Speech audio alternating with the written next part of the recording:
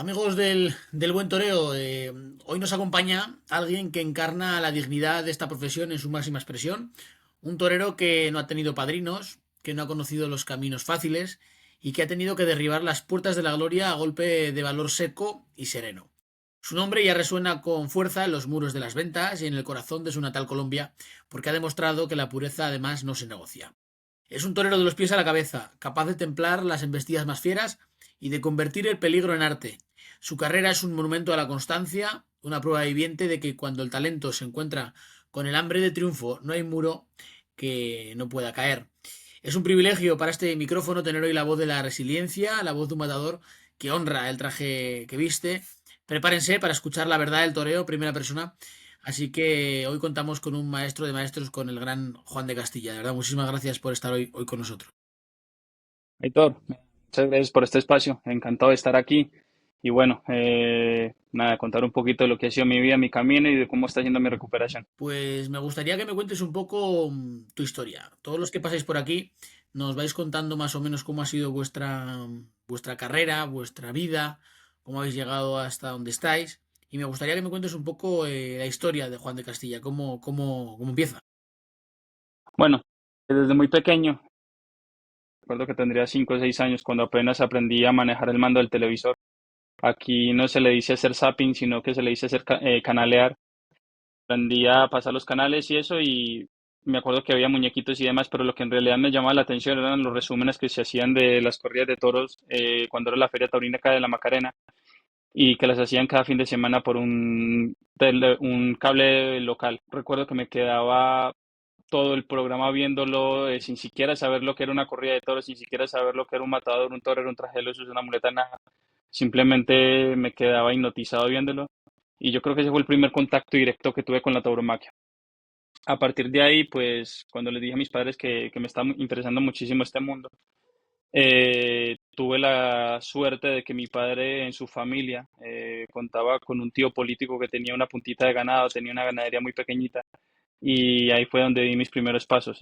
Fue la primera persona que me abrió este camino y ya ahí empecé ya a involucrarme muchísimo más en el mundo de la tauromaquia, ya conocí la Escuela Taurina de Medellín, un periodo muy corto, no muy de la mejor manera posible, pero bueno, es un periodo de acercamiento más profundo a la tauromaquia y ya ahí tuve la suerte de conocer un matador de toros de aquí de Medellín, que se llama Fernando Arango, que fue la primera persona que en realidad se me dedicó 100% al entrenamiento, a la preparación, a la concentración, fue la persona que me enseñó disciplina, fue la persona que de alguna manera me abrió caminos y que gracias a él pues pude volar a España porque fue la persona que se encargó de prepararme y sobre todo no tanto para lo profesional, sino también para lo personal. Porque ser torero en Colombia imagino que es complejo, ¿no? Es muy difícil. Ahora es imposible. Ahora sencillamente es imposible, pero en esa época era muy complejo, era difícil. Eh, Ten en cuenta que Colombia las ferias duraban desde diciembre hasta marzo y a partir de ahí ya no había toros, ya no había nada de toros. Habría toros en algunas ciudades pequeñas, pero lo grueso y lo gordo de la tauromaquia ahí no estaba. Pero entonces sí, sí era bastante complejo, sí era bastante difícil. Pero bueno, tuve suerte de encontrar a esta persona en mi camino que se me dedicó 100% todos los días de mi vida, desde los 14 15 años hasta los 18, 19 años, que fue cuando él se vino de España y que estábamos juntos en España. Me considero muy afortunado porque fuera de la persona que me guió en esta etapa tan delicada y sobre todo inicialmente, que ya sabes que la etapa de novilleros es muy volátil, es muy voluble, es muy compleja, es de aprendizaje, de prueba y ensayo, de prueba y error. Ahora es que no sé por qué se está cortando. Y él tuvo la paciencia de guiarme en este proceso tan complejo y delicado y bueno, me siento afortunado. Pero claro, yo me imagino que tuvo que ser complejo el hecho de irse a España, porque yo te imagino como un chaval joven, bueno, joven, un niño, ¿no? O un adolescente que se va Sí, un de niño. su país a España, que es que no estábamos hablando de España a Portugal o de España a Francia. Muy complejo, sobre todo en mi caso era casi que imposible por el hecho de que nosotros voláramos a España era 4 veces más costoso, porque el cambio de la moneda de nosotros, que es el peso colombiano, al euro es muy costoso, es sumamente difícil. Teníamos que conseguir 4 veces más cantidad de dinero para vivir bien. Entonces no teníamos los medios, no teníamos la posibilidad. Y a Fernando, el mata Fernando, se le ocurrió la grandiosa idea de escribirle una carta al maestro Fernando Botero, el pintor, explicándole nuestro proyecto, explicándole sobre todo lo que queríamos conseguir, explicándole todo lo que habíamos conseguido, nuestra etapa de novillero, lo que habíamos hecho. Y él accedió a darnos una beca durante un año. Entonces, sin el apoyo de Fernando, el matador de toros, y sin el apoyo de Fernando Botero, el artista, habría sido imposible, pero imposible. Estoy 100% seguro que habría sido imposible siquiera llegar a debutar con picadores y menos ya matador de toros y mucho menos ser torero en España.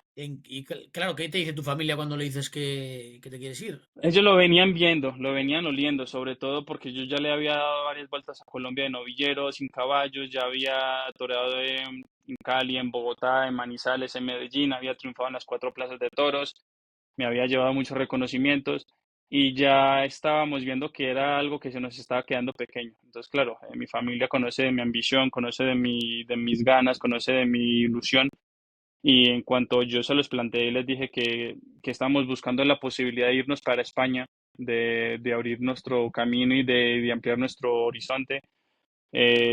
No los cogió por sorpresa, porque ya veía mi forma de entender la vida y sobre todo mi capacidad. Pero sí es verdad que fue doloroso para ellos porque sabe que se tienen que desprender de un hijo, de un hermano, de un tío, de alguien que está buscando un futuro fuera de su país y al final de cuentas es dejar de verlo durante mucho tiempo. No sé si días, meses o semanas, pero en realidad yo me quedé 3 años sin regresar a Colombia. Bueno, me fui a España en el 2012 y regresé a Colombia en el 2015. Yo me fui de Colombia siendo menor de edad y regresé siendo ya un hombre con 20 años. Entonces ya la cosa cambia bastante. Ahora, ¿le recomiendas a todos los toreros colombianos que quieran ser alguien en el mundo del toro salir de Colombia, imagino, ¿no? Sin duda, en las circunstancias en las que estamos en mi país, quien quiera ser torero tiene que abandonar lamentablemente Colombia. Colombia es un país digámoslo, taurinamente es un estado fallido. Ya Colombia taurinamente está en cuidados paliativos. Y claro, si quieres ser torero y quieres vivir del toro, sin duda tienes que salir de Colombia, porque en Colombia ya no va a haber ferias, ya no va a haber toros, ya no va a haber no, ni la posibilidad de torear una vaca en un tentadero. Entonces sí te toca marcharte de Colombia sí o sí. Ahora, antes de seguir un poco con tu carrera, ¿no tienes la sensación, yo la tengo, de que hemos dejado morir Colombia? Es decir, al margen Sin de las duda. administraciones, más o menos, tengo la sensación de que aquí en España solo nos resignamos cuando se prohíben, pero aún así creo que tampoco nos importa. O sea, tengo la sensación de que el sector le da un poco igual lo que pase en México, en Colombia, en Venezuela, en Ecuador. Y es una pena, porque luego cuando pasa esto de que se prohíbe, nos echamos todas las manos a la cabeza. Pero cuando alguien triunfa en Cali o en Manizales, no le damos ningún sitio aquí. Sin duda, hay muchas cosas que son muy dolorosas de hablar, muy difíciles y quizás me queme un poco por lo que voy a decir, pero es que es la verdad y la verdad muchas veces duele y ahí está para quien la quiera tomar o no. Pero las figuras del toreo, la mayoría, no digo de todas, la mayoría, durante décadas, las figuras del toreo vinieron a Colombia, se llevaron muy buen dinero, venían y pasaban temporadas muy largas aquí y en el momento en que empieza la prohibición es verdad que hubo un momento en el que sí estuvieron ahí, pero a medida que iba transcurriendo la prohibición y demás, muy pocos se pronunciaron, muy pocos echaron la pata para adelante. El que sí estoy 100% convencido que estuvo peleando y batallando fue el maestro Sebastián Castela. Sebastián Castela tiene un amor por Colombia tremendo y él sí dio la cara y estuvo batallando por muchos lados y por muchas circunstancias y muchos motivos, pero ya sabemos que una golondrina no hace verano. Y si es verdad que el aficionado como tal, eh, considero que fue muy indoliente con Colombia. Vieron lo que estaba ocurriendo acá en Colombia, lo que estaba pasando y muy pocos verdaderamente se involucraron con la defensa de la tauromaquia aquí. Simplemente confiaron en que iba a estar todo solucionado, que alguien iba a ser un héroe de alguna manera, iba a tener la varita mágica para solucionar y revocar todas las leyes antitaurinas que estaban saliendo día por día. Y no fue así. Ya sabemos que los milagros solo ocurren muy pocas veces y en este caso no ocurrió ninguno. todo fue saliendo, todo fue avanzando. Es verdad que el gobierno que tenemos eh, marcó muchísimo la diferencia a que corriera mucho más rápido la pólvora. Este gobierno ayudó muchísimo a que todo se diera de una manera mucho más veloz, pero es verdad que yo considero que la mayoría de la tauromaquia como tal, del aficionado y del poder de las personas, eh, fueron muy indolentes y han sido muy indolentes con la de Colombia. Dicen, ay, qué pena la de Colombia, sí, pero venga, sigamos conversando de otras cosas que sean más interesantes. Y ojo, lo que puede pasar acá en Colombia se puede saltar a Ecuador, a Venezuela, el Perú, a México, ya vemos lo que está ocurriendo, puede ocurrir en España, en Portugal, en Francia, entonces, como dicen el dicho, si ves las barbas de tu vecino cortar, pon las tuyas a remojar. Y yo creo que esto es un buen llamado de atención para que sepan que este cáncer puede ser metástasis. Y porque lo de Colombia es curioso porque tampoco estamos hablando de muchas ferias hoy en día. A mí se me viene a la cabeza pues Lenguazaque, Manizales, Cali y todas con entradas buenas. O sea, va mucha gente a los toros. En realidad la plaza en la que sí venía bastante gente siempre era Manizales, Lenguasaque, de lo que yo vi. Es verdad que me tocó ver una etapa en la que Cali iba mucha gente, pero hace 3, 4 años es difícil ver la plaza tres cuartos llena. Bogotá iba muchísima gente. Puente Piedra, que yo la toreaba todos los años, se llenaba siempre, que ha sido un trabajo maravilloso. Que bueno, en realidad hablando con mis amigos contemporáneos, hubo alguien que en algún momento nos quiso recriminar a nosotros, los toreros, a mí como torero actual y a él como empresario y demás, que nosotros habíamos dejado acabar la afición. Y en realidad yo le rebatí muchísimas cosas. Él como empresario ha hecho cosas extraordinarias por las plazas de toros y de hecho todo lo que ha dado de corridas de toros, todas las ha llenado en Puente Piedra y cuando ha dado lenguaza que las ha llenado y demás festejos. Y yo como torero me he encargado que cada vez que me he puesto un traje de luces he intentado que la afición crezca. Por ejemplo, yo me acuerdo cuando yo me encerré con Sinovillos en Medellín, eh, no dimos las entradas gratis, porque gratis es yo creo que lo peor que puedes hacer, pero sí de alguna manera incentivábamos a los niños para que los niños se involucraran con la tauromaquia. ¿Qué hacíamos? Cada niño que quiera entrar a la encerrona mía, a la novillada, que haga un dibujo, una poesía, un cuento, una canción reflejado o algo que refleje la tauromaquia en un papel y que lo lleve. Esa es su entrada y esa entrada va a valer por dos, por la del niño y un acompañante. Al final de cuentas metimos un montón de niños a la plaza, recogimos un montón de dibujos, de escritos y demás preciosos. La inocencia de un niño reflejando la tauromaquia, ya te imaginas cómo puede ser.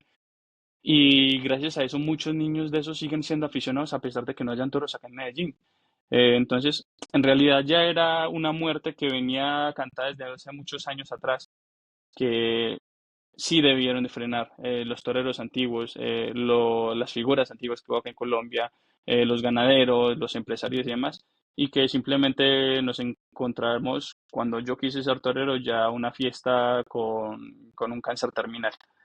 Lamentable, pero es la realidad y así lo estaba viviendo yo y así lo estaba compartiendo yo con mis amigos y con todas las personas de mi entorno, que me habría encantado nacer 30 años antes para vivir la fuerza verdadera de la tauromaquia en Colombia, cuando un torero de aquí se podía torear al año 40 corridas de toros en la provincia y vivía de la tauromaquia aquí, pero ya ahora es imposible, totalmente imposible. Hombre, también es cierto que yo, por ejemplo, lo asocio mucho a la falta de referentes. Es decir, eh, ha estado César Rincón, que ha sido un referente máximo. Obviamente Luis Bolívar también ha sido referente, pero con todo el respeto al maestro Bolívar, no al nivel de César Rincón. Eh, una máxima figura histórica con puertas grandes en las plazas más importantes del mundo. Y normalmente suele pasar, y cada vez bueno, no te has dado cuenta que ahora el peso de Colombia está en tus manos, pero suele pasar que los países van a más cuando tienen un referente. Es decir, Portugal cuando tenía Víctor Méndez funcionaba, Perú con Roca Rey también tiene el tirón que tiene, Sí, aunque Roca Rey no torea por allí, pero la gente lo tiene como en España podemos tener a Rafa Nadal, un referente máximo. En México lo mismo, también hay un vacío ahora mismo de poder y se nota, ya no está Eloy Cavazos, no está, bueno, los Silvetti, Arruza. Entonces, se nota, ¿no? Cuando falta un referente, empiezan a caerse un poco las cartas y las ferias. ¿sabes cuál es la cosa? Muchos de los ataques fuertes empezaron cuando el maestro Rincón se iba a retirar y si había ese referente, si había ese plus fuerte. En el 2009, bueno, 2006, 2007, 2008, 2009 empiezan esos ataques fuertes. Obviamente los ataques mucho más fuertes empiezan a partir de ahí, pero en ese momento sí empezaron los ataques. Es verdad que cuando hay un referente siempre, siempre, siempre, siempre, siempre, pues es mucho más fácil crear una afición. Por ejemplo, yo me acuerdo acá cuando con nuestros ciclistas, cada vez que salía un ciclista dominando el Tour de Francia y demás, todos los niños querían ser ciclistas. Recuerdo cuando, por ejemplo, Colombia jugaba muy bien, que jugaba James Rodríguez, Falcao, pues claro, todos los niños querían ser futbolistas. Me acuerdo con la época de la Fórmula 1 cuando Juan Pablo Montoya, todo el mundo quería ser como Juan Pablo Montoya. Lo mismo pasó en España cuando Fernando Alonso, todo el mundo sabía de Fórmula 1. Sí, pero es que también hay otras maneras de defender la tauromaquia sin referentes. Es enseñarla, es darle facilidad al aficionado, darle facilidad al torero, darle facilidad al niño que quiere ser torero y que quizás tenga un referente extranjero, pero tiene algo con qué fijarse, algo con qué enamorarse, algo con qué seguir soñando con la tauromaquia, algo con qué seguir soñando con ser torero, aunque sea un referente extranjero, no importa. Y ese niño, mira, yo por ejemplo, en mi familia, soy el único que le gustan los toros, directamente, pero indirectamente a mi familia le encantan los toros, a mis padres, a mis sobrinos, a mis tías, a mis tíos, y el que no le gusta, pues lo respeta, pero siempre sabe qué está ocurriendo con el mundo de la tauromaquia, siempre. Mis amigos igual, tengo amigos que no les gustan los toros, igual. Esa es la diferencia, que aunque tú no tengas un referente, pero si tienes alguien de tu familia que le gustan los toros, pues tú lo vas a respetar un poco más. Y eso es lo que se ha pasado, que se ha dejado muy solo al niño que quería ser torero acá, se le cerraron todas las puertas y lo que te digo, cuando ya nosotros llegamos a esto, ya estaba la fiesta con los signos vitales muy bajos. Volviendo al Juan de Castilla joven, bueno, más joven, mejor dicho, me gustaría que me cuentes qué queda de aquel niño que vendía ensaladas. Mucho, muchísimo. Soy un soñador. Muchas veces me acuesto en la cama a dormir y se me dan las 3 4 de la mañana soñando, soñando, soñando, soñando, soñando, creando cosas, eh, recordando cosas de niño, soñando cosas de adulto, muchísimo. Queda esa curiosidad, soy muy curioso, demasiado curioso. Estoy siempre con intenciones de aprender cosas nuevas, de leer, de conocer, de hablar, de dialogar, de escuchar, de tertulias, con mi gente, con aficionados, con personas del toro, siempre, siempre muchísimo. Eh, es verdad que antes era un poco más introvertido, era un poquito más callado, más reservado, porque no quería meter la pata, entonces era más bien prudente.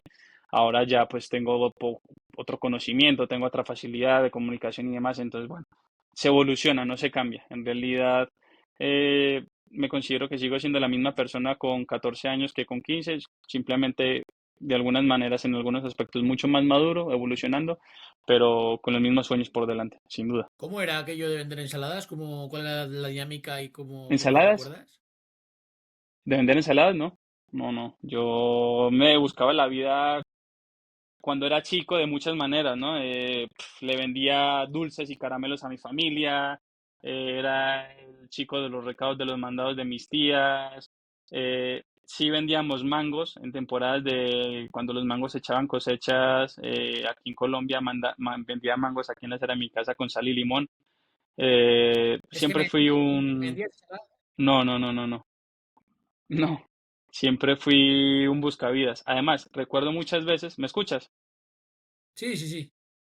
Vale, recuerdo que muchas veces cuando iba a entrenar a la Plaza de Toros, que de aquí de mi casa a la Plaza de Toros siempre hay un tramo retirado, a lo mejor solamente tenía un pasaje, o para ir y para volver. Entonces yo me arriesgué y me iba muchas veces caminando. Muchas veces caminando me iba para la plaza y claro, para regresarme las veía putas, porque hay muchas veces que ni tenía pasajes para volver. Y entonces había un compañero que era muy vago, la verdad. Era muy vago, pero era de una familia con posibilidades y entonces a él no le gustaba investir. Y yo, de habilidoso, le decía, pues te vendo un toro. Y el venderle un toro, decía, ¿de qué ganadería lo quieres? Pues así, con ese comportamiento, ta, ta, ta, y yo le investía. Y él después me pagaba. Y ya con eso tenía la posibilidad para regresarme en autobús a mi casa. Entonces yo de alguna manera, antes de ser torero, fui ganadero de toros de salón. En mitad de la faena hacemos un alto para hablarte de un auténtico tesoro de nuestra tierra, la colmena de Doña Melosa, el lugar donde la miel sigue haciéndose como siempre, 100% natural, pura, sin aditivos y con ese respeto absoluto por las abejas y por el campo que tanto valoramos. Más de 100 años de tradición avalan un producto que sabe a dedicación, a oficio y a sostenibilidad. Cuando eliges la colmena de Doña Melosa, eliges apoyar a una empresa local que cuida lo suyo y lo nuestro. Descubre su miel y todos sus productos en lacolmenadedoñamelosa.com. Vaya, vaya historia, macho. Y sí que te quiero preguntar, ¿cómo recuerdas el primer viaje a España? Bueno, has hablado, ¿no? De que surge a través también de Botero, de Arango, pero me gustaría que cuentes también un poco cómo es ese primer viaje, porque imagino que dejar la familia atrás por cumplir un sueño. Yo recuerdo a Isaac Fonseca, que me recuerda un poco a tu situación, aunque él lo hacía desde México, que claro, es que dejas aquí amistades, bueno, en tu país en este caso, amistades, familia a la que no sabes si vas a volver a ver con vida en unos años, porque hay Ya, gente que es mayor y que no sabes. Entonces, no sé cómo tuvo que ser aquello, tuvo que ser muy difícil, muy duro. fue muy duro. La verdad, una parte sí fue muy dura, pero fíjate, me ha costado muchas cosas, me ha costado mucho más trabajo muchas cosas otras en mi vida que, por ejemplo, tomar la decisión de sacrificar algo por el toro. Yo tengo que hacer un sacrificio X, que no sea por el toro, me cuesta una barbaridad, me cuesta trabajo, no, me cuesta procesarlo. Pero cuando yo tengo que sacrificar algo por el toro, en realidad no me cuesta nada, no me cuesta tanto trabajo, no sé si me entiendes, me cuesta menos. Cuando yo tenía ya todo preparado para venirme para España, bueno, para irme para España, eh, tenía una ilusión tremenda, pero tremenda. Yo recuerdo cuando me dieron el visado, yo recuerdo cuando el maestro Fernando Botero me dijo que me iba a dar la beca, cuando compramos los vuelos, eh, cuando empezamos a hacer la maleta. Yo me acuerdo que esa noche no dormí de la ansiedad que tenía de ya estar en España, de estar tocando tierra española, de estar viviendo en Europa.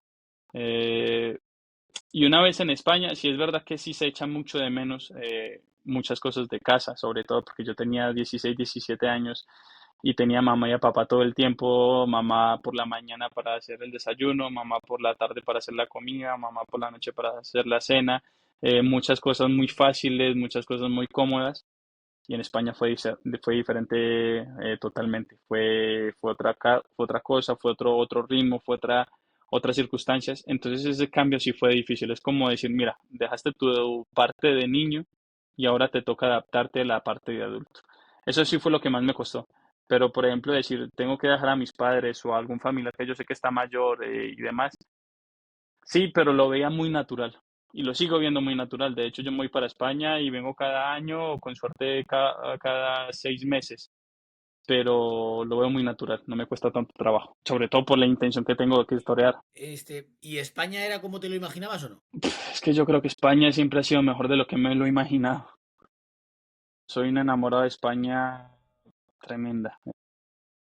Me encanta España, me encanta la cultura. Es verdad que me ha tocado varias cosas de España en cambio, por ejemplo, me tocó en el 2012 cuando llegué, eh, que la tauromaquia está siendo vista de una manera un poco regular. Cuando empezaron los partidos políticos muy fuertes a atacar la tauromaquia en España.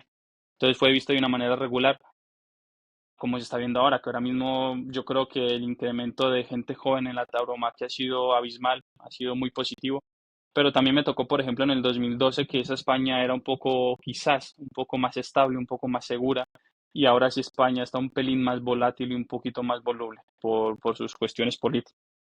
Pero yo estoy 100% convencido y se lo he dicho a mis amigos, incluso amigos españoles, que si por ejemplo España tuviese que ir a la guerra, yo sería encantado y estaría feliz de la vida de ir a la guerra por España. Amo España, no te imaginas para mí lo que significa España. España es para mí el lugar donde quiero terminar los días. Em, lo que es curioso es que el acento no se te va. Fíjate, cuando estoy en España muchas veces sí se me neutraliza mucho, pero como ya llevo acá en Colombia casi un mes y largo, sí se me van refrescando muchas cosas del país y del arrastrado. Pero cuando ya llevo un tiempo en España sí es verdad que se neutraliza un poco. Sí he intentado que no se me pegue mucho el acento, pero es inevitable y sobre todo el léxico es fundamental. Yo voy a decir en España carro y claro, se han imaginar un coche de caballos tirando una carroza. En cambio acá digo carro y fenomenal, pero acá digo coche y me están mirando como de qué estás hablando. Entonces sí me toca como cambiar el léxico, pero nada, el léxico sí procuro de que no cambie mucho. Cambie dependiendo del lugar, pero perdón, lo que sí no quiero que cambie es el acento. Cuéntame un poco la historia del nombre artístico, porque es curioso, porque tu nombre no es, tu nombre y apellido no es Juan de Castilla, ¿no? Mi nombre y apellido es Juan Pablo Correa Sánchez, pero la primera vez que toreé, claro, obviamente tú toreas la primera vez y todo el mundo se ilusiona, ay, qué gracioso el niño, pues con 13, 12 años toreando. Qué gracioso el niño, ¿cómo te llamas? Y demás. Y yo le dije, pues yo me llamo Juan Pablo. Me dice, bueno, tienes que buscarte un nombre artístico para que te anuncies en los carteles. Y yo, pues no sé, yo no tenía ni idea, yo no sabía de qué me estaban hablando. Y empezaron a hacerme preguntas y me dice, ¿cómo te llamas? Juan Pablo Correa Sánchez. Entonces empiezan a decir, Juan Sánchez puede ser. Juan Pablo Sánchez en esa época era el matador de toros mexicano novillero. Y me dice, no, ya hay un novillero. Juan Pablo Correa, hay un novillero en Medellín en esa época que se llama Juan Pablo Pérez. Entonces, bueno, tampoco. Y me pregunta alguien como que, ¿tú de dónde eres? Y yo, pues del barrio Castilla. Y dice que yo noté un silencio incómodo entre todas las personas que era como, uy, este niño es del barrio Castilla.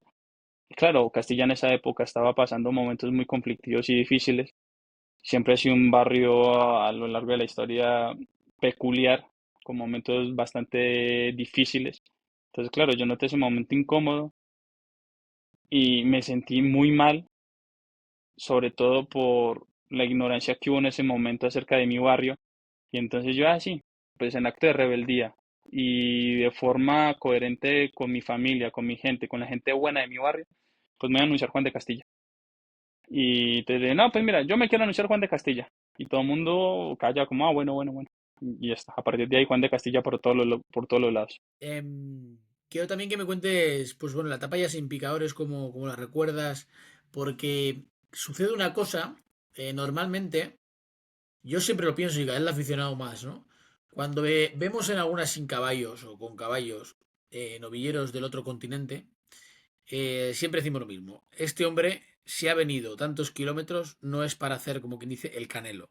Es decir, cuando venís, normalmente tenéis ese plus, o sea, tenéis ese, no sé cómo decirlo, un valor superior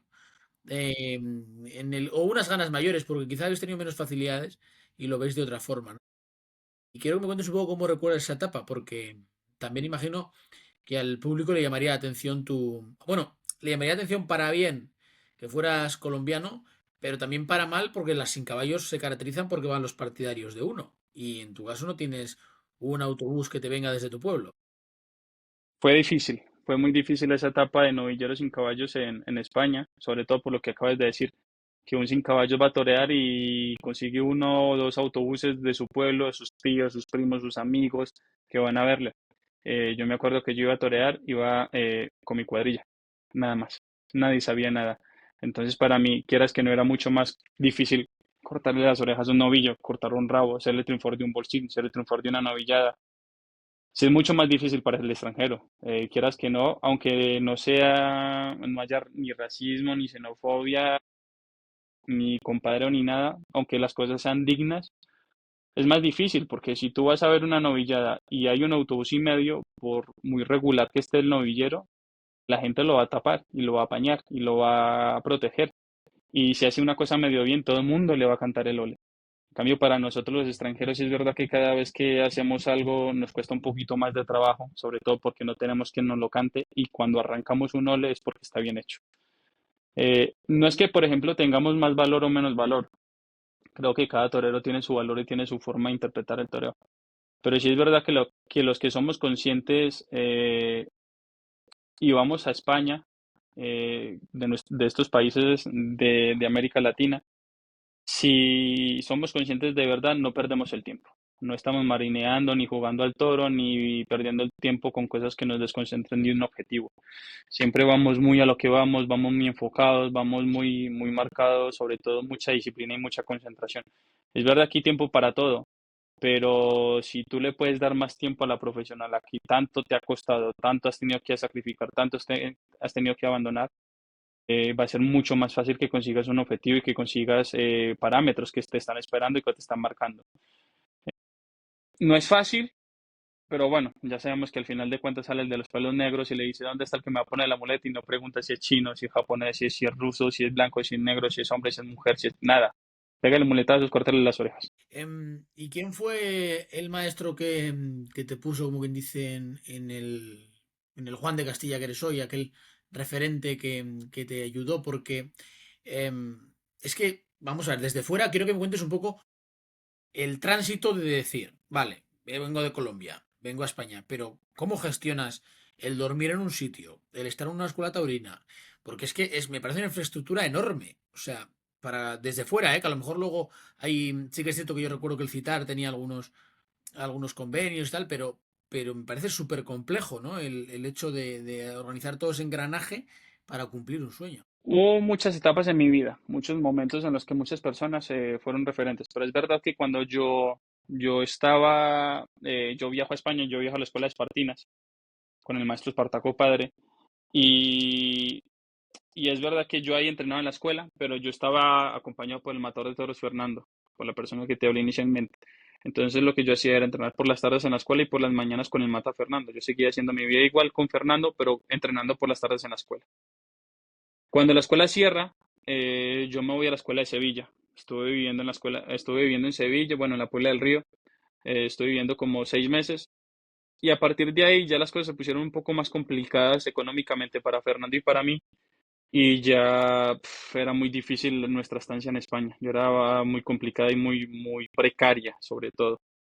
Hubo momentos ahí bastante duros y dolorosos y complejos. Tomamos la decisión de que Fernando iba a regresar a Colombia con la intención pues de que uno es más fácil de comer que dos, que yo ya tenía más o menos un entorno y ya había creado como un entorno que iba a ser mucho más fácil que me echaran una mano a mí que a dos y que él de a partir de acá en Colombia va a seguir buscando ayudas para mí. En esa transición que él se viene para Colombia había pasado como una semana y yo tenía muy buena relación con el maestro Iván Fandiño. Él me llama y me dice, Bicho, vente para Guadalajara, que yo estoy ahora mismo apadrinando un centro de alto rendimiento que se llama el CITAR. Y yo ni corto ni perezoso, al día siguiente estaba en Guadalajara, con todas mis maletas. Eh, Estaba en Guadalajara y claro, ahí tuve una etapa preciosa, pero claro que tenía que seguir consiguiéndome muchas cosas que me hacían falta para vivir en España. Y ahí estaba en la escuela y tenía mis trabajos por aparte. Recuerdo de pegar carteles. Para mí era súper doloroso, por ejemplo, pegar carteles de una corrida de toros. Eso es ya de matador de toros. Pegando carteles para una corrida de toros, anunciando un torero que yo decía, puta, es que me considero humildemente mucho mejor que él. Entonces fue bastante doloroso seguir pegando esos carteles y los pegaba. Trabajaba en un restaurante, trabajaba de camarero, trabajaba en campamentos de verano, trabajar en una ganadería que hay cerca de Fuente la Encina, echando una mano en limpieza, movimientos de corrales, cosas así. Siempre me busqué la vida. Siempre he sido un buscavidas, como te lo he dicho antes, y ya eso es lo que me permitió estar en el CITAR entrenando enfocado. Eso fue lo que me dio esa facilidad. Entonces, claro, dependiendo de la etapa en mi vida, he tenido momentos en los que he estado cómodo y un momento de transición. Y otra vez cómodo y un momento de transición. Entonces, bueno, mi vida siempre ha sido así, no me quejo y es verdad que son momentos de crecimiento que tengo que asimilarlos, aceptarlos y seguir avanzando. Imagino que en el CITAR habrás hecho relaciones prácticamente como hermanos, porque al final todos estáis en situaciones Sí, parecidas a la tuya. sin duda, sin duda. Ten en cuenta que las personas cuando tienen que luchar por un objetivo, siempre, sin pisarse la cabeza, terminan creando lazos de hermandad.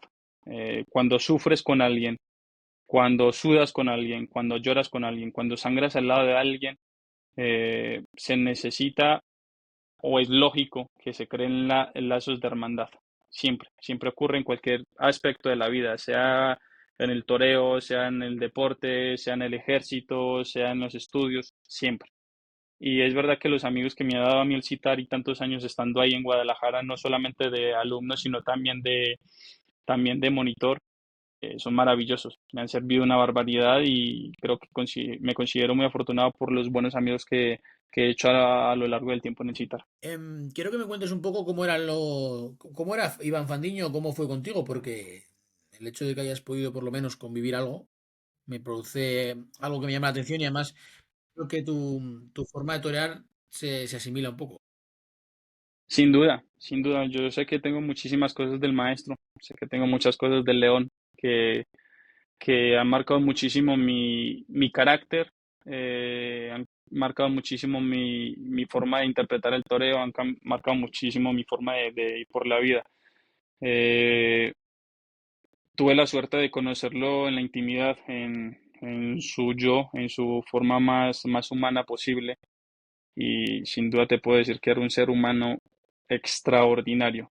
Era una persona increíble, con las cosas muy claras, con un pensamiento muy lógico, con una gran humildad, sobre todo con una capacidad de superación y de nunca entregar la cuchara y de siempre combativo para conseguir sus objetivos. Eso me marcó muchísimo como persona. Y luego como torero hay muchas cosas que el maestro me inculcó, muchísima técnica, muchísimas formas de ponerme por delante de los animales, muchísimas formas de pensar ante la adversidad. De alguna manera es lo que voy haciendo poco a poco, pero como te digo, no es solamente lo que ha hecho el maestro Iván, sino también un cúmulo de grandes maestros que he tenido y que tengo en mi vida que me han hecho madurar tanto como persona como torero. Pero el maestro de Iván sin duda ha sido uno de los referentes grandes que he tenido en mi vida. Has dicho que estuviste con Espartaco padre.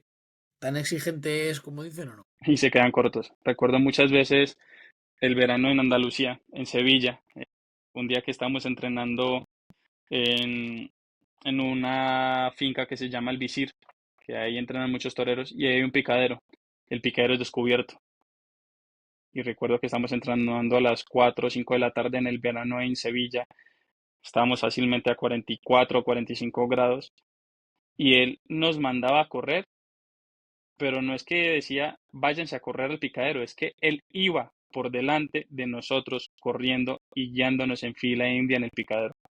Era muy exigente, muy exigente, pero eso sí, cuando tú hacías las cosas bien, era una gran persona, es una gran persona y es un gran ser humano que te sabe valorar el esfuerzo, que te sabe valorar lo que consigues y sobre todo lo que haces bien hecho. Muy justo para mí. Él me parece una persona muy justa. Es que ahora que a medida que uno avanza y va conociendo la historia de Juan de Castilla, em, fíjate, yo te voy a decir una cosa. Desde fuera, la sensación que siempre he tenido es de que tienes un respeto máximo a la profesión, de que te la tomas con una seriedad absoluta, o sea, yo diría de los que más. De hecho, porque me acuerdo en aquel documental del CART que era súper sincero con los toreros. Y hoy en día se falta eso. Y me doy cuenta de que también es porque contigo han sido igual. Y buscas tratar de no engañar a nadie y decirle las verdades. Yo recuerdo aquel momento que yo decía, madre mía, qué duro está siendo con este novillero. Sin duda. He intentado que siempre bueno, ya sabemos que como eres tú en la vida, eres igual toreando, ¿no? Eso no se puede cambiar. Tú no puedes ser una persona eh, extraordinaria en la calle y ser una mierda en el ruedo, o viceversa, ¿no? Eso sí lo tengo clarísimo. Hoy tú no puedes ser una persona mentirosa en la calle y torear con verdad. Eso es imposible. Y yo siempre he intentado respetar a todas las personas que me han respetado, ignorar las que han intentado irrespetarme, no gastar mi tiempo, que creo que es tan valioso en otras cosas, pero sobre todo he intentado siempre ser muy correcto y muy verdadero. Eh, lo que me echan a mí, los tipos de toros que mato yo no son toros como para andarse con dos tintas o a dos aguas, no. O le pones la muleta y le pegas muletazos, o te quedas en tu casa sentado viendo cómo alguien más lo hace. Y eso solamente hay una forma de hacer lo que es con verdad. Y la verdad también hace parte del valor. Y en el CAR yo me sentía, quizás hay veces duro, pero siempre siendo muy sincero con lo que yo creía que era mi verdad. Yo siempre he defendido mi verdad, aunque me equivoque, pero es mi verdad. Si me equivoco, pues me retracto, no era la verdad correcta. Pero cuando yo sé que es mi verdad, siempre he sido muy duro y peleo como un gato panza arriba porque estoy defendiendo mis ideales, que es lo más importante que yo tengo y mi convicción. Sí fui duro, pero es que el toreo es despiadado. El toreo es sanguinario No que diga que botamos sangre o que el toro bota sangre. No, no, es que las formas del toro son sanguinarias. Tú te pones un traje de luces y no sabes si es la última vez que te vas a vestir de torero. Tú te pones el capote de paseo y no sabes si es la última vez que te va a salir el capote. Tú estás pegando un muletazo y no sabes si en el siguiente muletazo te van a partir a la mitad. Y sobre todo con las corridas de toros que yo mato. Es muletazo a muletazo, es lance a lance, es segundo a segundo. Sobrevivir segundo a segundo. Entonces, yo no me puedo ir con mentiras, yo no me puedo ir con entre las ramas, yo no me puedo ir con falsedades. Es que si no lo haría en el toreo y el toro me lo cobraría. Entonces prefiero siempre ser muy, muy correcto, decir siempre la verdad, siempre mi verdad, pero siempre ir a pecho descubierto, no ir entre las ramas ni detrás de la mata. Quiero que me hables también de la etapa con picadores, porque esa yo creo que es la etapa más, junto a la que estás viviendo ahora, la más fuerte de tu carrera, la que mayor respeto lograste por la profesión. Y además recuerdo, sobre todo, fíjate, mira, este podcast una de las cosas que tiene es que nos gusta no seguir un guión, porque me parece que es un poco monótono. Pero yo cuando hablo de Juan de Castilla me viene a la cabeza una tarde en Madrid, de novillero, que yo creo que sabrás cuál es. Esa tarde en la que llegamos a pensar que el valor era casi suicida y en la que Sí, luego te quiero preguntar de dónde sale todo el valor. Y quiero que me cuentes un poco, porque la etapa como novillero tuya fue muy fuerte. Hay que decir a tu favor que, bueno, o en contra, coincidiste en una etapa, una camada de novilleros muy fuertes, y eso a veces no muy sé si dura, corre a favor o corre en contra. Porque claro, muy dura. coincidisteis en la que estabais muchos, que participabais Y o muy que parecía que buenos. ibais a ser figuras. Y eran tigres ahora. Y una etapa en la que es que era gente que tú decías, qué cabrón, ¿cómo lo hace? Te empiezo con el primero, Rocarrey, Ginés Marín, Garrido, Posada de Maravillas, pues Barea, que Barea venía de indultar un toro en Zaragoza que estuvo tremendo, Álvaro Lorenzo, Daniel Crespo, una cantidad de toreros que ahora mismo son unos toreros increíbles. Bueno, muchos son figuras del toreo y otros que son unos toreros que con un valor contrastado, una capacidad, una técnica, un gusto, unas formas impecables, que yo decía, carajo, es que acá sí o sí tienes que destacar de alguna manera. Tienes que ser o por lo civil o por lo criminal. Recuerdo, por ejemplo, esa novilla que tú me dices, que me quedé con 4 novillos en Madrid, que fue una novilla en la que le pegaron un tabacazo a Luis David, que le parten el gemelo, y otra que Filiberto se corta los tendones de la mano y sangraba muchísimo. Estaba toreando con Luis David Adame, que venía apretando como un tigre, con Filiberto, que tuvo un momento de novillero increíble. También estaba Joaquín Galdós. No es que había una cantidad de toreros que venían con unas formas y un poder y una capacidad increíbles. Y claro, yo me quedo solo en novillada y, ¿qué digo? Pues, o me echo a morir y me meten a la enfermería también, pero me van a meter a la enfermería con gastroenteritis y no con un cornalón y con la piel abierta, o hago el esfuerzo de verdad como un varón y que la gente salga hablando de lo que ha ocurrido, que van a salir hablando de Luis David y de Filiberto, que Luis David estuvo tremendo, cortó una oreja y Filiberto estuvo tremendo y se cortó una mano y aprieto fuerte y salen hablando de mí también, o simplemente van a decir, sí, sí, mató la novillada con dignidad o como pudo. No, no, no. Y me acuerdo que fue paso a paso, paso a paso. En el primer novillo, ovación, en el segundo salido al tercio, en el tercero vuelta al ruedo y en el cuarto corté una oreja. Y fue a más la tarde y recuerdo que en el último novillo me fui a Portagayola con el capote a la espalda. No, fue una tarde de máxima exposición. A pesar de ver la sangre de tus compañeros correr, en ningún momento dije, no, entrego la cuchara y que me puede pasar a mí. No, no, no. Si me pasa a mí, pues que me pase con dignidad y defendiendo mis intereses y mi convicción. Quiero también que me hables de la alternativa, el momento soñado de un torero. Em, y luego hablamos de lo posterior, pero creo que me hables de ese día, cómo lo recuerdas, si eres de esos que se acuerda de lo que le dijeron en la ceremonia o no, como suele pasar al 90% que no se acuerdan. Pero que me cuentes un poco, porque luego quiero que hablemos de lo, como quien dice, lo gordo. Lo que viene después es el sabor de Sí, la carrera es de lo Juan que de tiene Castilla, que ha chicha, pasado muchas cosas. lo que tiene chicha. Exacto, ha pasado mucho. Pues mira, mi alternativa lo recuerdo con una especial ilusión, sobre todo porque fue en Medellín. estuvieron mis padres, les brindé a mi familia el toro de la alternativa, estuvo el maestro Fernando Botero, le brindé el segundo toro que le cortó una oreja, entonces fue todo muy especial, fue muy bonito con mi afición, fue increíble. Pero sí es verdad que cuando estás ahí en ese momento de tanta tensión, de dos figurones del toreo, de Ponce y de Rocarrey, te dicen las cosas y sí es verdad que lo escuchas como en tercera persona.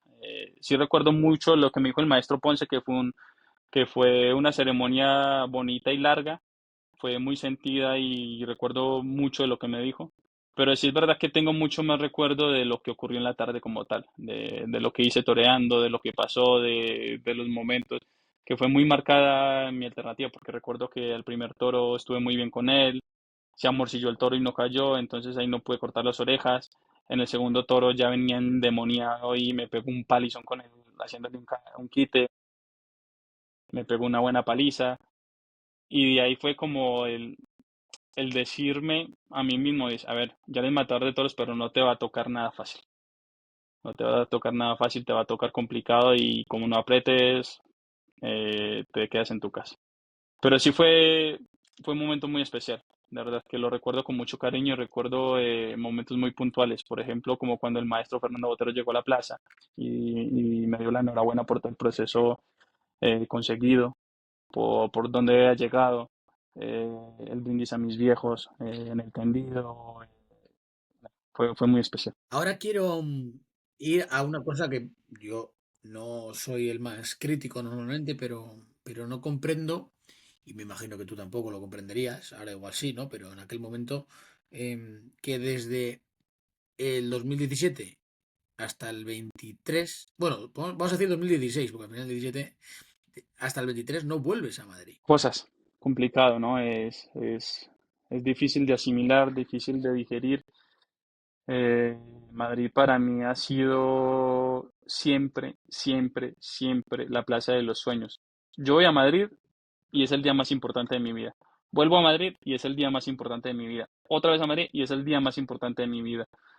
Eh, Madrid para mí ha sido lo que me ha dado la energía suficiente para aguantar en los momentos más oscuros de mi vida.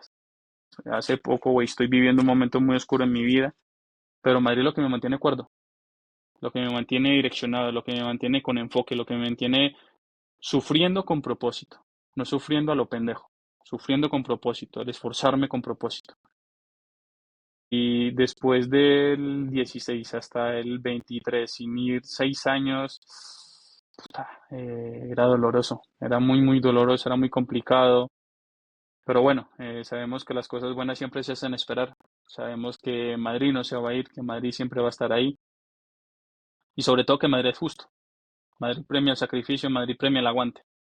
Y yo estoy seguro que Madrid no premia los que corren rápido, sino los que saben aguantar. Porque ¿cuántos han ido a Madrid? ¿Cuántos han abierto la puerta grande? Muchos. ¿Y cuántos se han sabido mantener? Esa es la cosa.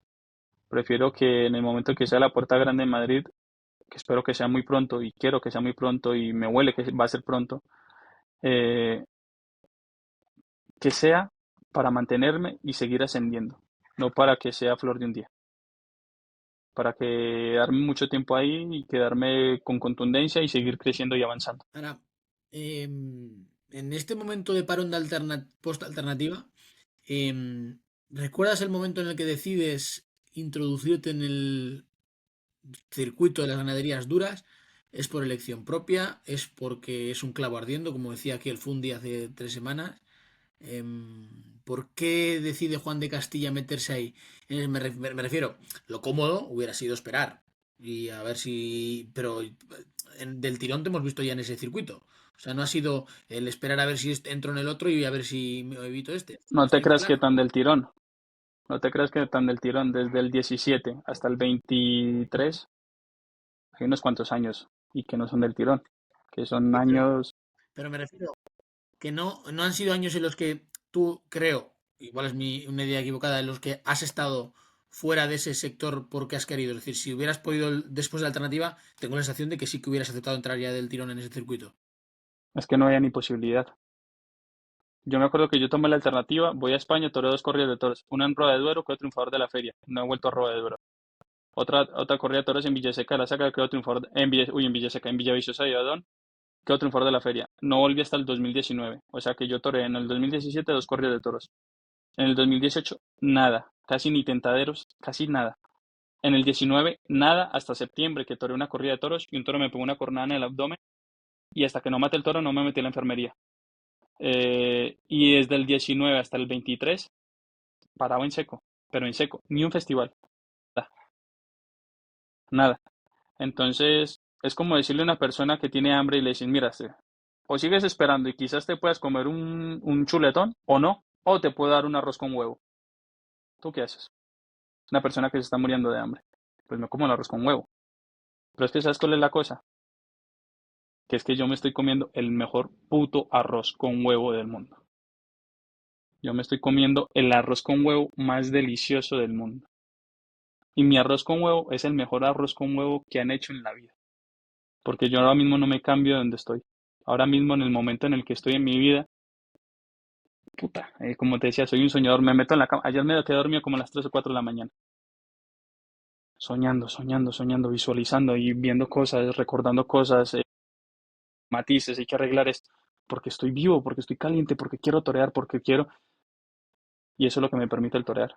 Que voy a matar la de Miura, para adelante, encantado. Que voy a matar la de José Escola, encantadísimo de la vida. Que voy a matar la de Dolores Aguirre, vámonos, vámonos. ¿Sabes cuál es la peor? La que estoy en la cama mía, viendo cómo otros la matan en la tele. O estar sentado en el tendido viendo cómo otro se juega el bigote con un toro que yo me podía estar jugando el bigote. Esas sí que son duras. Y ver cómo otro se puede comer el arroz con huevo tuyo, que me arranque en la cabeza antes. Ahora, yo no sé cómo...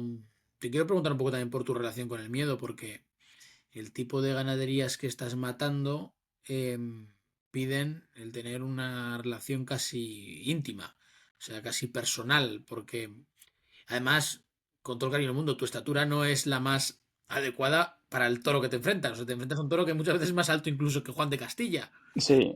Y como Bueno, tampoco es pasa que sea muy a bajo. Rafael. Bueno, me refiero, igual pareces, fíjate, igual te pareces más bajo por el toro que matas. Sí, a ver, mido 1,75, así que no está tan mal de estatura. No está nada mal. Tampoco soy Israel Lancho, pero tampoco soy Valderrama, que mataba a la de Miura y se parecía a un niño matando a la de Miura. Pero sí es verdad que con los toros que mato, muchas veces los miro y me ponen la cabeza a la altura de mis ojos. Me están mirando directamente, ojos en paralelo, que me miran a los ojos directamente. Y mi relación con el miedo es una relación muy estrecha. No puedo decir que uno se hace amigo del miedo porque uno no quiere tener miedo. Es como decir, yo soy amigo de este hombre, pero yo no quiero ser su amigo. No, no, eres su amigo o no eres su amigo, punto. Si tú no quieres, no eres su amigo. Yo no quiero sentir miedo, pero sí lo veo necesario, sí lo veo fundamental, sí veo primordial que el miedo nunca me abandone, porque es lo que me mantiene en alerta, lo que me mantiene con el zumbido de la mosca detrás de la oreja. En el momento en el que no he sentido miedo, no he estado bien, no he estado bien, me he relajado un poco o me he desconcentrado y me he ido por las ramas o por los cerros de Úbeda. Resulta que el miedo hace que tú tengas un enfoque. Para mí el miedo hace que tenga un enfoque, hace que tenga una alerta temprana y con esa alerta que tenga todos los sentidos puestos en lo que estoy haciendo verdaderamente. Es verdad que todos los toreros cuando nos ponemos un traje de luces vayamos a matar lo que vayamos a matar, tipo de corridas que sea la buena, las malas, las regulares, porque también he matado las buenas en mi país. Siempre tienes el miedo. Y el miedo no solamente al animal, el miedo es al no triunfar, al fracasar, a que otro compañero te coge y te pegue un repaso, que te cagues y te mandes para tu casa a meterte en las mantitas y que no te venga a ver nadie. Es miedo a muchas cosas. Y es verdad también que todos los que nos vestimos de luces estamos mucho más acompañados de la muerte. La muerte es mucho más constante. Pero es verdad que en estas corridas de toros que mato, eh, el miedo y la muerte, si los ves mucho más seguido, si los ves mucho más constantes, si los ves, puta, los ves pululando muchas veces más. El miedo constantemente y muchas veces si sabes que la muerte estuvo por ahí, que tuviste una suerte tremenda de que una cornada no haya sido de esta manera, que 1 centímetro arriba, 1 centímetro abajo, no te haya reventado una arteria, no te haya reventado un nervio, no te haya sacado los intestinos, que a lo mejor este momento en la operación fue crítico y que te tuvieron que poner más sangre de la cuenta o que te tuvieron que tener en la UCI porque los signos vitales estaban bajos. Es mucho más probable que te encuentres un día cara a cara con la muerte matando estas corridas de toros que las otras. Que en las otras 100% también está ahí, sí, pero una cosa diferente es cuando todo va un poco más a favor y el toro embiste mucho más a favor que cuando el toro embiste a contracorriente y que uno por cabezonería lo tiene que hacer pasar por la muleta y no por encima de uno. Es que, fíjate que ahora que has hablado de esto, ¿quién te iba a decir que una cornada te iba a pegar un toro en Colombia después de lo que habías matado? Es decir, con todo el cariño del mundo, ¿no? Pero que tampoco era ese torazo, ¿no? Que vemos, que te hemos visto este año matar en muchas ferias turistas. O sea, esto es el ejemplo claro de que cualquier sitio te pegan un tabaco que te quedas en el sitio. Te la pegan, y además que eh, las jornadas nunca sabes qué día te van a llegar, ¿sabes? Nunca sabes en qué momento te las van a pegar, sino que yo creo que si a un hombre tú le dices, hoy te van a pegar un tabacazo, para vestirse de luces yo creo que lo va a tener complicado. Tiene que ser loco o un puto inconsciente para ponerse un traje de luces, porque las cornadas duelen mucho. Otra cosa es que con la mentalización y la preparación y las ganas de salir adelante, tú te las tragas, te las envaines y dices, no me duele. Y resulta que estás llorando de dolor y tú digas, no me duele. Pero es porque lo tienes en la mente, el salir adelante y el sufrir en silencio. Pero muchas veces yo sí decía, con la que estoy matando, yo me acuerdo que te vi, por ejemplo, en Norte, si no estoy mal, esta temporada pasada, con un toro de Dolores Aguirre, que fue un león, fue enorme, de los toros más grandes que mata de mi vida.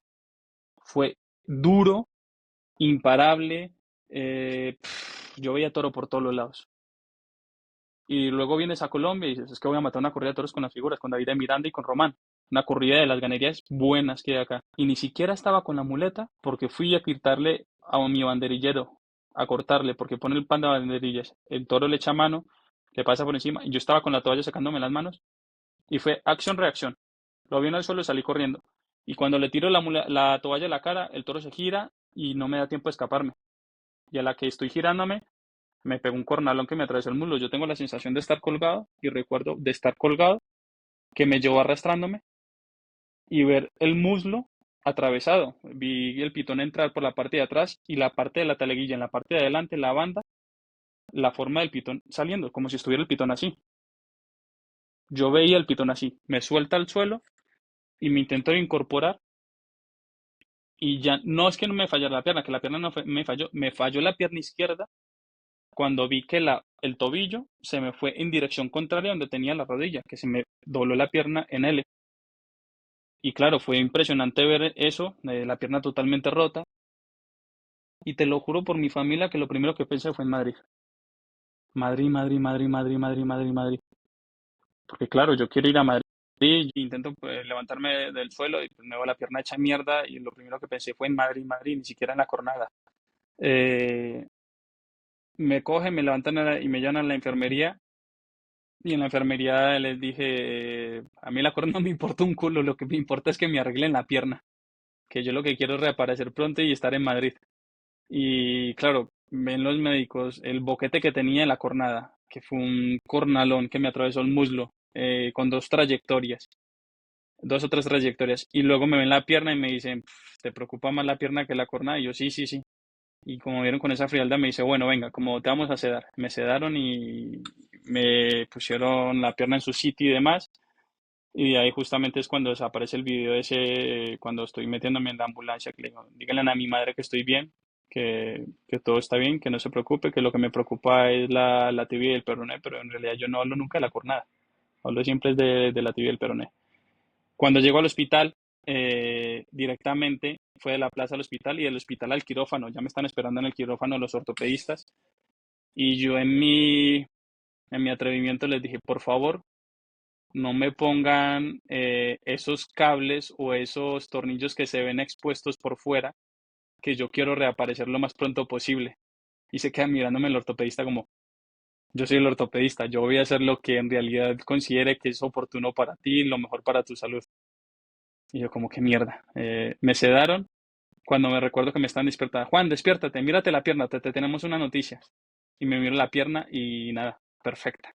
Eh, Me pusieron un clavo arriba en la rodilla, otro clavo abajo cerca del tobillo y una varilla intramedular que es dentro del hueso para dirigir las fracturas. Perfecto. Al día siguiente ya estaba caminando y dando pasitos por la habitación con muletas para no hacerle mucho peso, pero fenomenal. La operación ha sido increíble, increíble. Y luego de la operación de la cornada, sí tuve la cornada abierta 2 o 3 días, porque me tenían que drenar y estaba el pitón muy astillado, entonces tenía que limpiarla bien y eso, y también fue perfecta la operación. Yo pensé en realidad que me iba a quedar una cicatriz de saco mal remendado, mal cosido, y en realidad es una pequeña línea que parece el arañazo de una gata. Para el cornalón que fue, parece el arañazo de una gata. Pero bueno, he tenido mucha suerte. Te quiero hacer una pregunta así un poco morbosa desde fuera, que es, ¿qué se siente al recibir la cornada? Porque dicen que el cuerpo es inteligente y que no sufre tanto, obviamente el dolor tiene que existir, ¿no? Pero que no se sufre tanto porque como que el cerebro es inteligente, el cuerpo es inteligente y muchas veces pues se recurre al desmayo, a todo tipo de cosas, ¿no? Para no sentir ese dolor tan extremo. Yo no sé, también creo, por lo que hablo contigo, que tienes una relación con el dolor bastante cercana, igual que con el miedo. O sea, creo que, por lo que me estás contando, eh, creo que tienes un aguante quizá por encima de la media. Sí, de hecho me decían que eso puede ser llegar hasta peligroso en mi aspecto.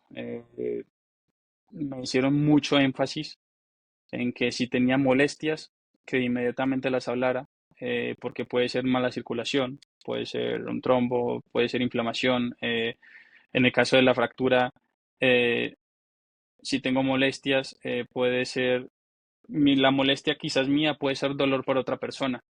Entonces, a lo mejor estoy metiéndole mucha carga al hueso cuando todavía el hueso está muy fresco de la operación y demás. Entonces, me hicieron mucho énfasis en que tuviera mucho cuidado con esta recuperación.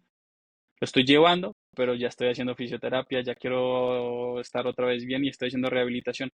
Pero sí es verdad que cuando te pegan las cornadas, dependiendo de la cornada también, dependiendo de la cornada también, por ejemplo, la cornada que me pegó en la espalda en Madrid, yo no sabía que estaba herido de la espalda en Madrid. Yo pensé que simplemente había sido un solo varetazo y ya está. Pero la cornada acá en el muslo, yo sí sabía que me había atravesado el muslo y sí sentía dolor. No el dolor como dice la gente, puta, me quiero arrancar la pierna, qué dolor tan extravagante, tan increíble. No, dolor. Duelen las cornadas. Es que el que diga que no duelen las cornadas es un mentiroso. Duelen. Pero no es ese dolor que me voy a arrancar de los pelos y ya anestesienme y me estoy muriendo y por favor traigan un cura para que me eche la bendición. Y no, todo con normalidad dentro de lo que cabe, que es un cornalón. Quiero que me hables ya para ir finalizando del viaje aquel. O sea, es una locura aquello que hiciste, de Vic y Madrid. Quiero que me cuentes primero cómo surge. Doy por hecho que la mentalidad de un torero que ha estado tantos años en seco y tiene dos corridas el mismo día es de no me pierdo una ni aunque me abran en canal, ¿no? Entonces, quiero que me cuentes cómo surge y cómo lo llevas, porque vamos a ver. Una cosa es tener, claro, ya de por sí matar una corrida en Vic ya tiene una responsabilidad grande, pero matar otra luego en Madrid el mismo día, es que Y de imagino. Miura, Claro, es que ya volvemos a la relación con el miedo y la responsabilidad tiene que ser ya casi de hermanos. sí. Pues mira, al principio yo me acuerdo que yo estaba toreando en Manizales, había toreado en Manizales, había cortado 4 orejas y a los pocos días habló la empresa de Vic. Y nos dijeron, queremos que Juan venga a Vic Fesensac a matar la corrida concurso. 19 de mayo, encantados, fenomenal, pa'lante, pa'lante.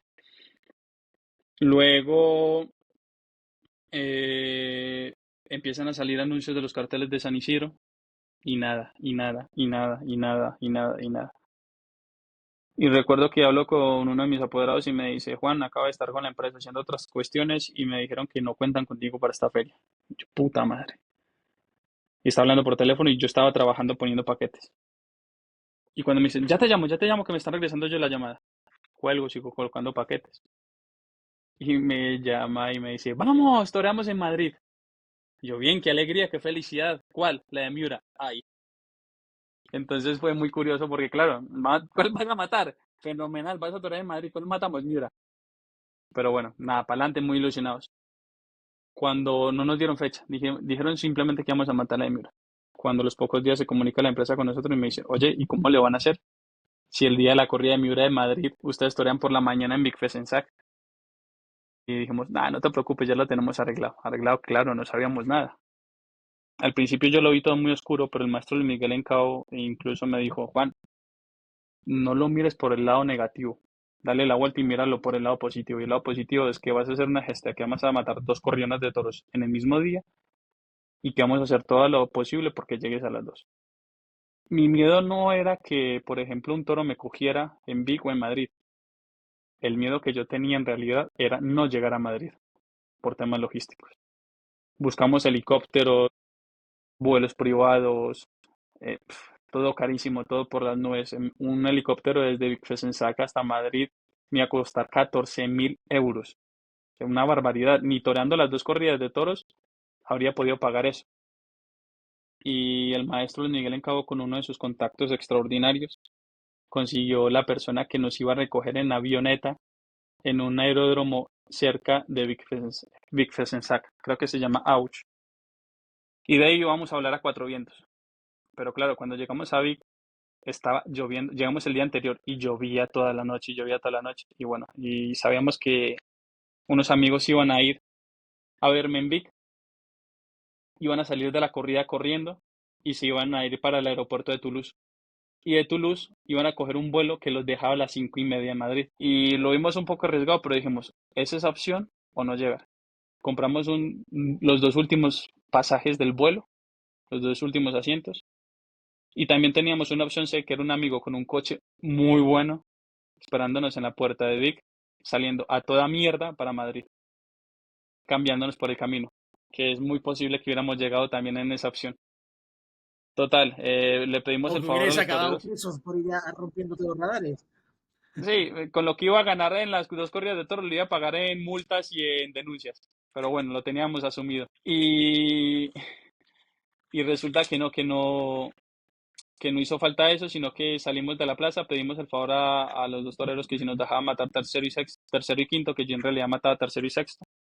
No hubo problema por ellos.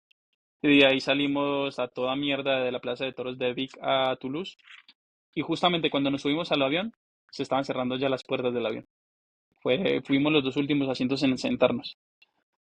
Eh, Fue increíble. Y ya llegamos a Madrid a las 5:30 de la tarde. Y claro, todo el mundo llega, no llegan, llegan, no llegan, llegan, no llegan. De hecho, llegamos a la Plaza de Toros porque me cambié, fue en la Plaza de Toros. Y ya estaban los aficionados entrando a la plaza. Llego al patio de caballos, me meto en la sala de los toreros, me cambio en la sala de los toreros, salgo al patio de caballos y no había nadie.